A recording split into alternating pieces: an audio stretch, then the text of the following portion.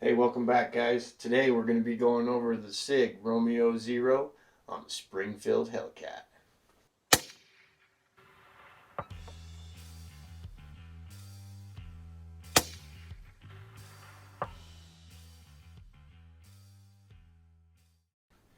So when you get the sight, this is what all it comes with. It's going to come with a metal shroud, which I chose to leave off strictly because. Check this thing real quick. This way so you can see. I'm going to make her taller and lighter.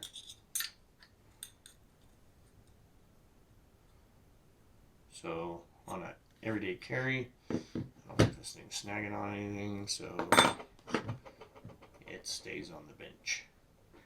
You're going to get your Allens, your bigger ones going to be for your mountain screws. Your smaller guys going to be for your windage and elevation. Located right there is your windage, elevation right there. Pretty self-explanatory. It's got the arrow up, right, left. You're going to need a T10 Torx. Take off your plate. And then the screws. You're going to get a package of M3s. These are for the SIG 365. You're not going to need those. You're going to get the M4s. These ones you're going to be using, but you're going to have to modify them. You have to shorten them up. I built a little piece to hold the screw to stick in my lathe. Magic number is about 186 thousandths of total thread length in order to get your sight without the shroud to sit down tight against your slide. And it does co-witness. You're still able to use your irons with the little groove that's cut out. It's got 8 different brightness settings. A little button right there. You can see that little nipple sticking out there. But yeah, pretty sweet little sight.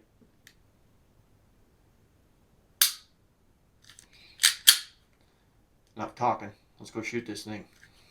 I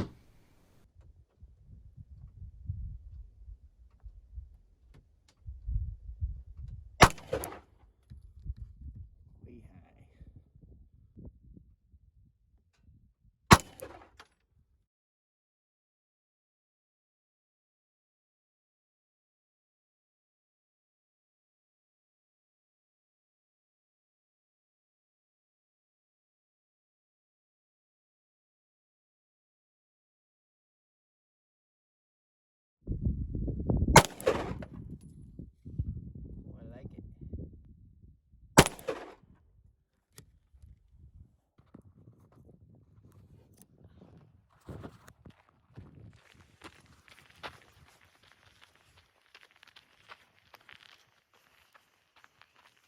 There's my last two. Oh, get out of the sun here.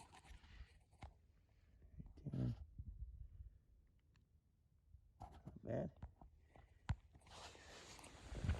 Set up some steel and smack that around a little bit. Alright guys, we got her zeroed. Got my hostage target up here about 12 yards. Just gonna do some draw practices and see how it is to acquire that dot. Might be a little bit of a learning curve, but going for the center mass. It's a swinger. If I hit it, it should swing out.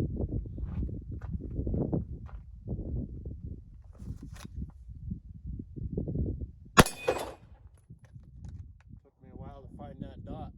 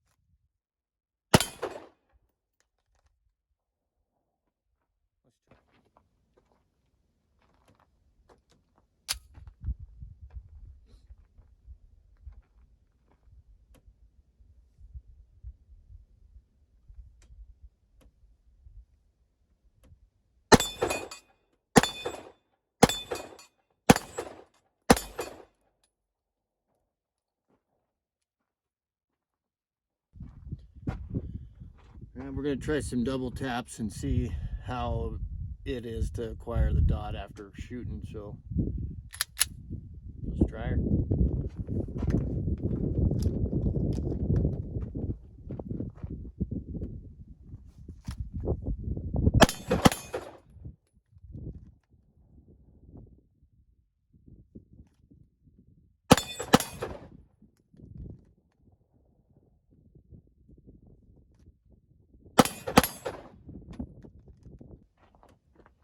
All right, guys, we're gonna go for the hostage target now. It's the little guy up top, little swinger.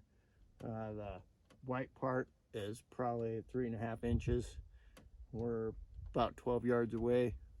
Gonna give her hell.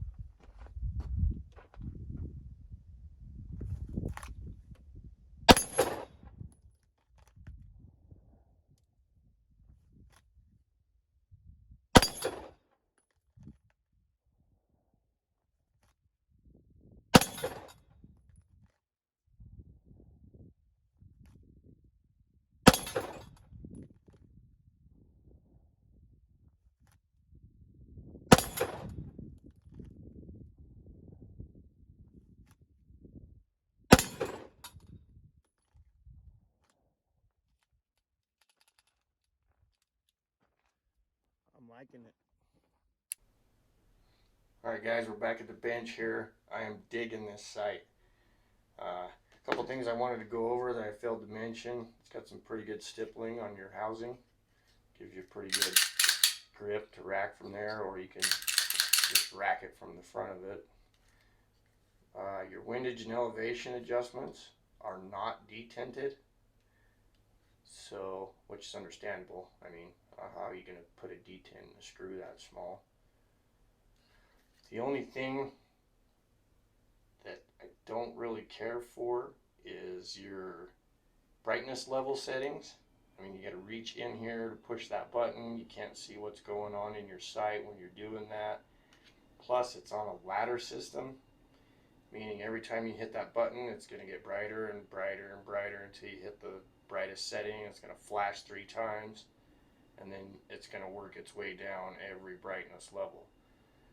Something that you don't really have the time to do when you need it.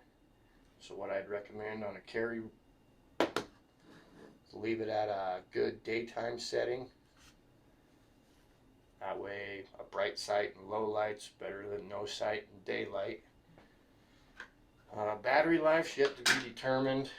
They do say 20,000 hour runtime, which is probably at the lowest setting, blah blah blah. We'll see on that.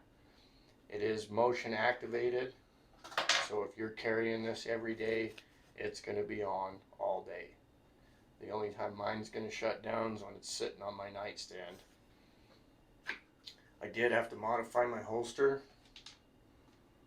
All I took out was that much of it, which really isn't anything. Fits good. But yeah, man, I'm digging it. We'll see. Long term, see how it holds zero. But yeah, so far so good.